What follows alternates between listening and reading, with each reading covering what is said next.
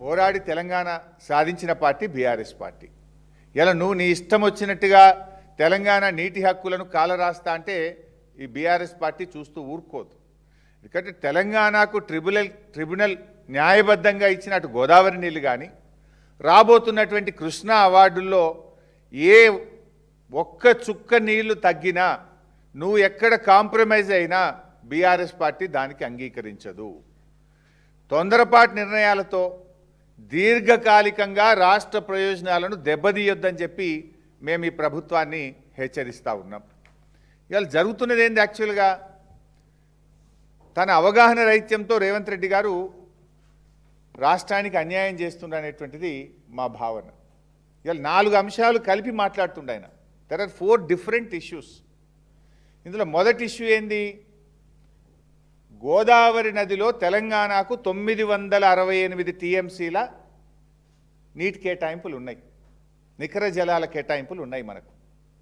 ఈ 968 టీఎంసీలో ఇప్పటి వరకు 830 టీఎంసీలకు మనకు technical advisory clearance, final clearance ఇరిగేషన్లో టీఎస్సీ తెచ్చుకున్నాం. 830 వరకు తెచ్చుకున్నాం. ఇంకా 138 టీఎంసీలకు అనుమతులు రావాల్సి ఉన్నది.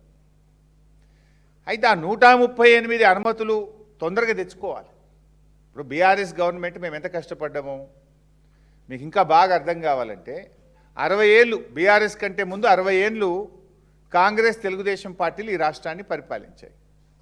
తెలంగాణకు కేటాయించిన 968 టీఎంసీలో 60 ఏళ్లలో మన ప్రాజెక్టులకు అనుమతి వచ్చింది ఎంత అంటే 265 టీఎంసీలు. 60 years 265 టీఎంసీస్కు మనకు అనుమతులు వచ్చినాయి.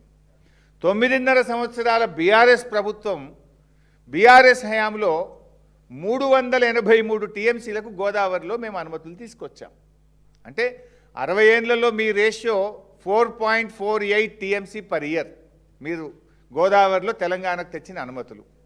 9.5 ఏళ్లలో 383 టీఎంసీలు అంటే 40.36 టీఎంసీలు పర్ ఇయర్. అంటే మీకంటే 10 టైమ్స్. మీరు 4, మేము 40 టీఎంసీలు ప్రతి సంవత్సరం అనుమతులు తెచ్చినాం మేము.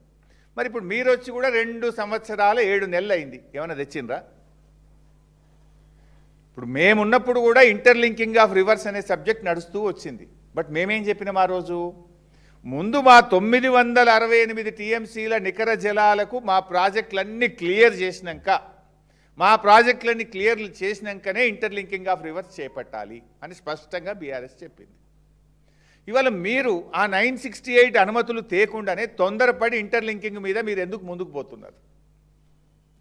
968 అనుమతులు ఎందుకు తేలే మీరు? బ్యాలెన్స్ ఇప్పుడు మనకు 830 టీఎంసీలు వచ్చేసినాయి. మిగతా 138 టీఎంసీల కాడ డిపిఆర్లు ఇచ్చినాం మేము ఆల్రెడీ. సమ్మక్క సాగర్ 47 టీఎంసీలు, వార్ధా 20 టీఎంసీ, ఎల్లంపల్లి 30 టీఎంసీ. ఈ డిపిఆర్లన్నీ ఢిల్లీలో ఉన్నాయి, మా ప్రభుత్వమే సబ్మిట్ చేసింది. మీరు వచ్చినాక వాపసు వస్తున్నాయి, అవి క్లియరెన్స్లు వస్తలేవు, వాపసు వస్తున్నాయి. సమ్మక్క సాగర్ వాపసు వచ్చింది, వార్ధా వాపసు వచ్చింది. మీరు పట్టించుకోవడం లేదు.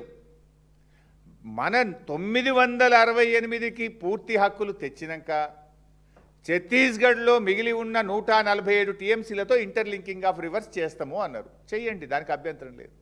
ఆనాడు బీఆర్ఎస్ ఏం చెప్పింది?